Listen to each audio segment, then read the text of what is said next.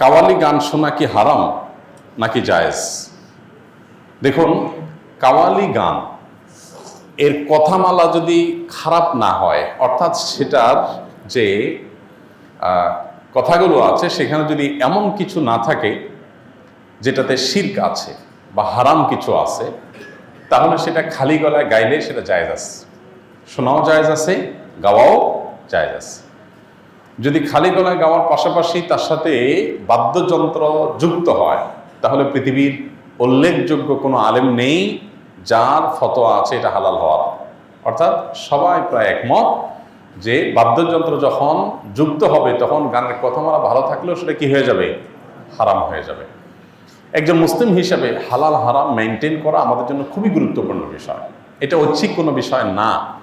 মনে রাখবেন, শরীয়ত যে বিষয়গুলো হারাম করেছে কিন্তু আমাদের বুঝে আসে না কেন হারাম করেছে, আপনি নিশ্চিত থাকবেন যে অকাট্যভাবে শরীয়তের কোরআন হাদিসের আলোকে যেটি হারাম হওয়া প্রমাণিত হয়েছে সেই বিষয়ে অবশ্যই শরীয়তের কোনো হিকমা বা রহস্য আছে। অর্থাৎ আল্লাহ সুবহানাহু ওয়া তাআলা নিষেধ করেছেন আর কোনো কারণ নাই, লজিক নাই, এটা হতে পারে না।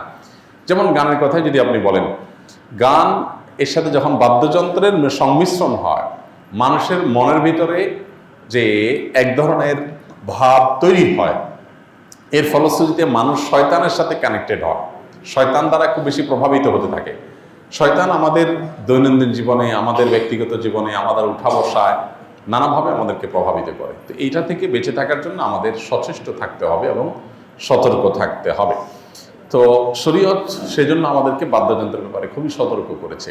সূরা লোকমানের 6 নম্বর আয়াত সম্ভবত, সেখানে 6 নম্বর না 3 নম্বর আয়াতে আল্লাহ রাব্বুল আলামিন লাহওয়াল হাদিস কেনার ব্যাপারে যে ভর্ৎসনা করেছেন, সেখানে মূলত লাহওয়াল হাদিস বলতে এই জাতীয় গান যেগুলোতে বাদ্যযন্ত্রের ব্যবহার আছে এবং অশ্লীলতা, শিরকপূর্ণ কথা আছে, সেগুলোর কথা মিন করা হয়েছে। এই আয়াতের ব্যাখ্যা করলে আপনি বিশ্ববিখ্যাত মুফাসসিরগণ, সাহাবায়ে কেরাম এবং নবী সাল্লাল্লাহু আলাইহি সাল্লামের স্নেহধন্য ব্যক্তিবর্গের যে তাফসির রয়েছে, বড় বড় বিশ্ববিখ্যাত যে তাফসির রয়েছে, সবগুলো দেখলেই আপনি দেখতে পাবেন যে এখানে গান এবং বাদ্যযন্ত্রকে বোঝানো হয়েছে। অতএব খালি গলায় কাওয়ালি গাইলেন, সেটার কথামালার ভিতরে কোনো শিরক, আপত্তিকর, শরিয়া বিরোধী কথা থাকলো না, সেটা জায়েজ আছে।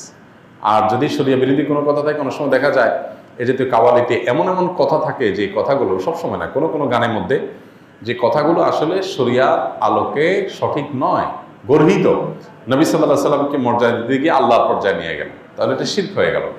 তো এইরকম যদি কিছু থাকে তাহলে সেটা খালি গলায় গাওয়া জায়েজ নাই। আর দ্বিতীয়ত হলো যে বাদ্যযন্ত্রের ব্যবহার থাকতে পারবে না, এই দুই শর্তে সেটা জায়েজ আছে। কাওয়ালি হইলেই সেটাকে আমরা অনেকে ইসলামিক মনে করে গলদকরণ করি এবং সেটাকে ইসলামিক মনে করি, এটা ইসলামিক না। পরিষ্কারভাবে আমাদের ধারণা থাকতে হবে।